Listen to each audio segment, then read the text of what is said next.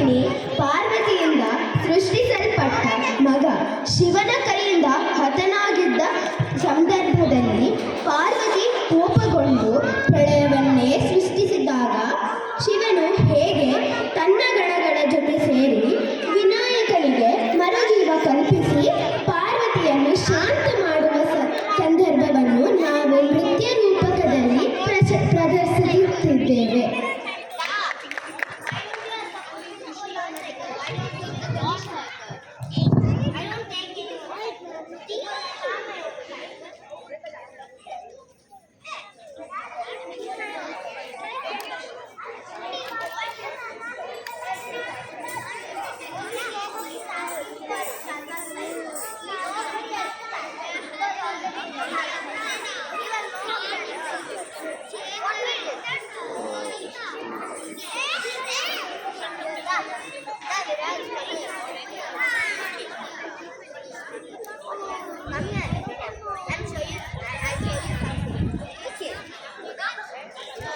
ಪಾರ್ವತಿ ಸ್ನಾನ ಮಾಡಲು ಹೋಗುವಾಗ ಯಾರಾದರೂ ಕಾವಲು ಕಾಯಲು ಸಿಗುತ್ತಾರಾ ಎಂದು ಹುಡುಕುತ್ತಿರುವಾಗ ನಂದಿಯು ಕಂಡ. ನಂದಿ, ನಾನು ಸ್ನಾನ ಮಾಡುವಾಗ ದಯವಿಟ್ಟು ನಿಂತು ಕಾವಲು ಕಾಯುತ್ತಿರು. ನಿನ್ನ ಆಜ್ಞೆ ನನ್ನ ಧರ್ಮಾದೇವಿ, ಖಂಡಿತ ಕಾವಲು ಕಾಯುತ್ತೇನೆ. ನೀನು ಯಾರನ್ನು ಒಳಗೆ ಬರಲು ಬಿಡಬೇಡ ನಂದಿ, ಗೊತ್ತಾಯ್ತಾ? ಹೌದು ದೇವಿ. ಇವನು ಒಳಗೆ ಹೋಗಿ ಪಾರ್ವತಿ ಸ್ನಾನ ಮುಗಿಸಲು ಕಾಯುತ್ತಿರುತ್ತಾರೆ. ಪಕ್ಕಕ್ಕೆ ಜರಗು ನಂದಿ, ನನಗೆ ಒಳ ಹೋಗಬೇಕು. ಖಂಡಿತ ಮಹಾಪ್ರಭು.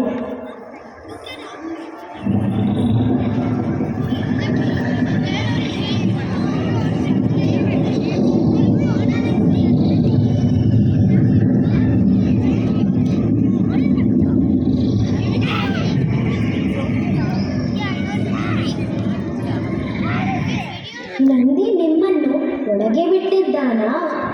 ಹೌದು ಗೌರಿ. ಮುಂದಿನ ದಿನ ಪಾರ್ವತಿ ಮತ್ತೊಮ್ಮೆ ಸ್ನಾನಕ್ಕೆ ಹೋಗುತ್ತಾಳೆ. ನಿನ್ನೆಯ ಘಟನೆ ನನಗೆ ತುಂಬ ಆಶ್ಚರ್ಯ ನೀಡುತ್ತದೆ. ನಂದಿ ಹಾಗೆಯೇ ನನ್ನ ನಂಬಿಕೆಯನ್ನು ಮುರಿದನು. ಎಲ್ಲರೂ ಶಿವನಿಗೆ ಭಕ್ತರಾಗಿದ್ದಾರೆ. ನನ್ನ ದ್ವೀಪಕ್ಕೆ ಒಂದು ರಕ್ಷ ಬೇಕೇ ಬೇಕು.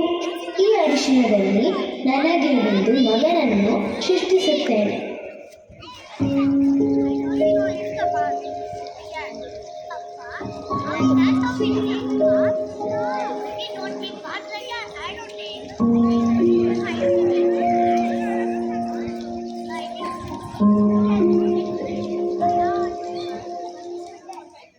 ಅಮ್ಮ, ಮಗನೇ, ನನ್ನ ರಕ್ಷಕ, ಈ ಆಯುಧವನ್ನು ತಗೋ.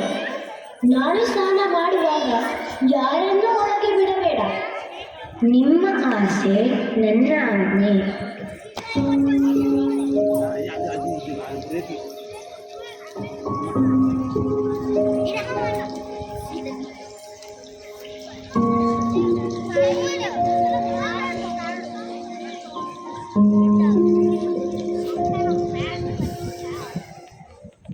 ನಿಲ್ಲಿ ಹುಡುಗ, ನೀನು ಯಾರು?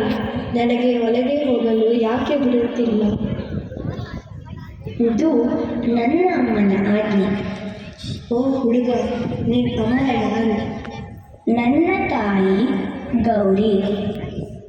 ನಾನು ಯಾರು ಗೊತ್ತಾ? ನಾನು ನಿಮ್ಮಮ್ಮನ ಪತಿ ಶಿವ. ಅದೆಲ್ಲ ನನಗೆ ತಿಳಿದಿಲ್ಲ.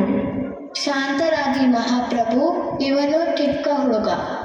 ಈ ಶಿವನಿಗೆ ಮಕ್ಕಳ ಜೊತೆಗೆ ಹೇಗೆ ಇರಬೇಕೆಂದು ಗೊತ್ತೇ ಇಲ್ಲ. ನಾನು ಆ ಮಗುವಿಗೆ ಶಾಂತಿಯಿಂದ ವಿವರಿಸುತ್ತೇನೆ. ಓ ಹುಡುಗ, ನೀನು ಈಗ ಏಕೆ ಯಾರನ್ನು ಒಳಗೆ ಬಿಡುತ್ತಿಲ್ಲ? ನಮ್ಮಮ್ಮ ಹೇಳಿದ್ದಾರೆ.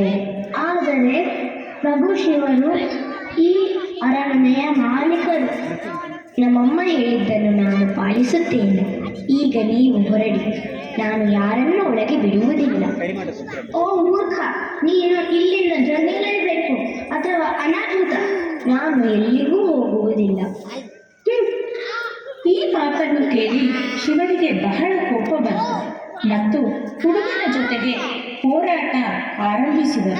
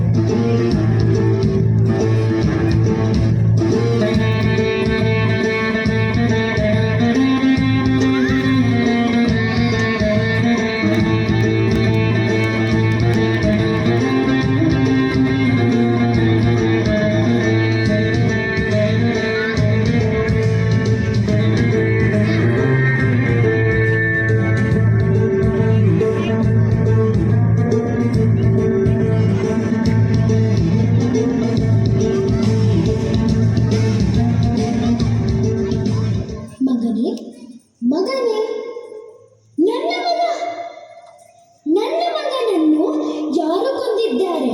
ಗೌರಿ.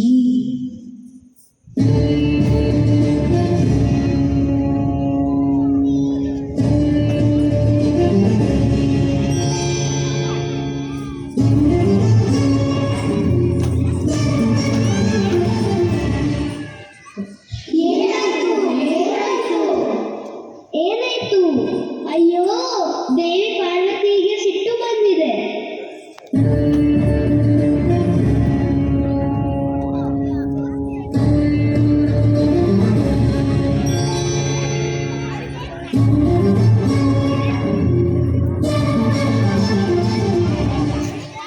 ನಿಲ್ಲು ಗೌರಿ, ನಿಲ್ಲು, ನಿಲ್ಲು ಗೌರಿ, ನಿಲ್ಲು. ನಾನು ಯಾಕೆ ನಿಲ್ಲಬೇಕು? ನನ್ನ ಮಗ ಸತ್ತಿದ್ದಾನೆ. ಗೌರಿ. ನಂದಿನಿ ನಂದಿತ ಮೇದಿನಿ ವಿಶ್ವವಿಭೂತಿನಿ ನಂದನುತೆ ಗಿರಿವರವಿಂದ ಶಿರೋಧಿನಿ ವಾಸಿನಿ ವಿಷ್ಣು ವಿಲಾಸಿನಿ ವಿಷ್ಣುನುತೆ ಭಗವತಿ ಹೇಷಿತಿ ಕಂಠ ಕುಟುಂಬಿನಿ ಭೂರಿ ಕುಟುಂಬಿನಿ ಭೂರಿ ಕೃತೆ ಜಯ ಜಯ ಹೇ ಮಹಿಷಾಸುರಮರ್ದಿನಿ ರಮ್ಯ ಕಪರ್ದಿನಿ ಶೈಲಸುತೆ ಸುರವರ ವರ್ಷಿಣಿ ದುರ್ಧರ ಧರ್ಷಿಣಿ ದುರ್ಮುಖಮರ್ಷಿಣಿ ಹರ್ಷರತೆ ತ್ರಿಭುವನ ಪೋಷಿಣಿ ಶಂಕರ ತೋಷಿಣಿ ಕಿರಿವಿಷ ಮೋಷಿಣಿ ಗೌರಿ, ಶಾಂತವಾಗು, ಶಾಂತವಾಗು. ನನ್ನ ಮಗನನ್ನು ನಾಶ ಮಾಡಿದ್ದೀರಿ ಅಲ್ಲವೇ? ಅದಕ್ಕೆ ನಾನು ಈ ಇಡೀ ಜಗತ್ತನ್ನೇ ನಾಶ ಮಾಡುತ್ತೇನೆ. ಬೇಡ ದೇವಿ, ಅದನ್ನು ಮಾಡಬೇಡಿ. ನಾವು ನಿಮ್ಮನ್ನು ಶಾಂತಗೊಳಿಸಲು ಏನು ಮಾಡಬಹುದು?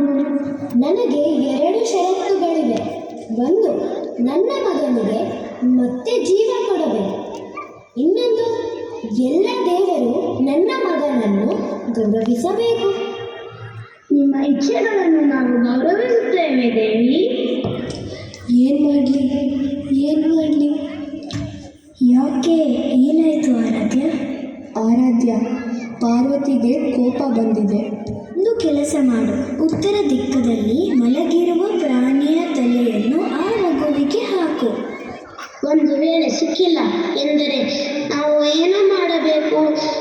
ದೇವಿ ಪಾರ್ವತಿ ಈ ಜಗತ್ತನ್ನೇ ನಾಶ ಮಾಡುತ್ತಾಳೆ. ಎಲ್ಲದಕ್ಕೂ ಒಂದು ದಾರಿ ಇರುತ್ತೆ, ಹಾಗೆ ಆಗುತ್ತೆ. ಚಿಂತಿಸಬೇಡ ಆರಾಧ್ಯ. ಸರಿ ಆರಾಧ್ಯ.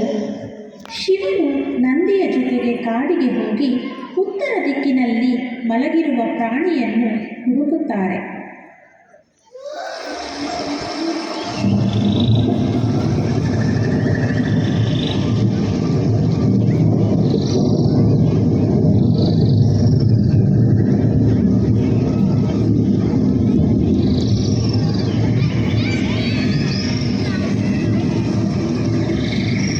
ಮಹಾಪ್ರಭು, ಇಲ್ಲಿ ನೋಡಿ, ಒಂದು ಆನೆ ಉತ್ತರ ದಿಕ್ಕಿನಲ್ಲಿ ಮಲಗಿದೆ. ಆಹಾ, ಈ ಆನೆಯ ತಲೆ ಹುಡುಗನಿಗೆ ಹಾಕೋಣ ಬಾ. ವಾಪಸ್ ಬಂದು ಶಿವ ಆನೆಯ ತಲೆಯನ್ನು ಹುಡುಗನಿಗೆ ಹಾಕುತ್ತಾನೆ.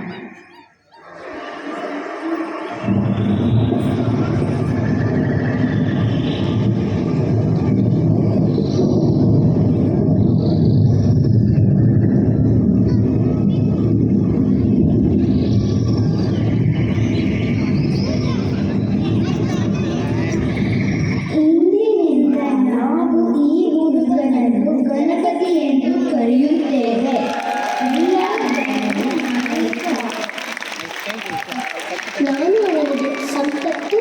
ಸೌಭಾಗ್ಯ ಮತ್ತು ಸಮೃದ್ಧಿಯನ್ನು ಕೊಡುತ್ತೇನೆ. ಸವಾಲುಗಳನ್ನು ಜಯಿಸುವ ಸಾಮರ್ಥ್ಯವನ್ನು ನಾನು ಅವನಿಗೆ ಉಡುಗೊರೆಯಾಗಿ ನೀಡುತ್ತೇನೆ. ಅವನು ಎಲ್ಲೇ ಹೋದರೂ ಸೂರ್ಯನ ಕಿರಣಗಳು ಎಲ್ಲರಿಗೂ ಹೇಗೆ ಬೆಚ್ಚಗೆ ಅನಿಸುತ್ತದೆಯೋ ಹಾಗೆಯೇ ಸುತ್ತಮುತ್ತಲಿನ ಎಲ್ಲರ ಪ್ರೀತಿಯನ್ನು ಅವನು ಅನುಭವಿಸುತ್ತಾನೆ. ನಾನು ಅವನಿಗೆ ಧೈರ್ಯ, ಕಾಂತಿ ಮತ್ತು ದುಷ್ಟಶಕ್ತಿಗಳನ್ನು ದೂರವಿಡುವ ಸಾಮರ್ಥ್ಯವನ್ನು ಸಹ ನೀಡುತ್ತೇನೆ.